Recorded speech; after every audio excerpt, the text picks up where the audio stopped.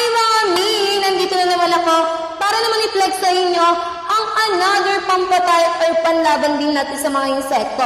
Ito naman ang ating insect repellent coil na maganda rin gamitin at mabisa.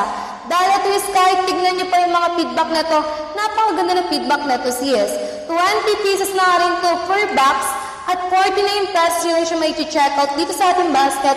Click nyo na yung basket natin sa baba. And ayan ang iba lang ang color niya. Yes, iba lang yung color neto sa mga ordinaryong katol at iba rin yung amoy neto. Dahil ang amoy neto sis is hindi masakit sa ilong. Hindi siya masakit sa ilong katulad ng mga ordinaryong katol. Dahil it is light lang amoy pero mabisa siya.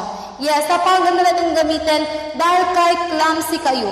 Kahit clumsy kayong tao, yung konting tanggal nyo lang sa pagkakadikit niya ng warak na hindi. Dahil ito is malambot, mabilis nyo lang din siya matatanggal. Yes, mga mima ha, mabilis naman siyang matatanggal. Pwede niyo pa siyang paglaruan. Dahil malambot lang talaga siya. Kita niyo naman guys, malambot, mabilis niyo na matatanggal. Kahit clumsy kayo, hindi kayo masisiraan ng mga katol. Kaya ito yung bagay sa inyo. Yes, and hindi rin siya ganun kabilis maputol kahit ibagsak mo pa ng ibagsak ng paulit-ulit yan. Bading.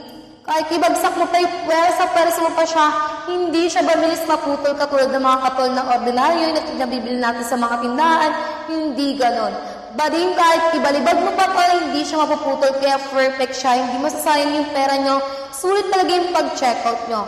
Kaya kung ako sa inyo, kung naghahanap kayo ng mga mabisa at panlaban sa mga insekto para maiwasan nyo ang sakit, ito lang gamitin nyo. Dahil kahit maamoy ito ng mga bata, ng mga baby, hindi po masakit sa ilong, okay? So ayun lang guys, I recommend this product, ang ating insect repellent coil na mabisa panlaban sa mga insekto.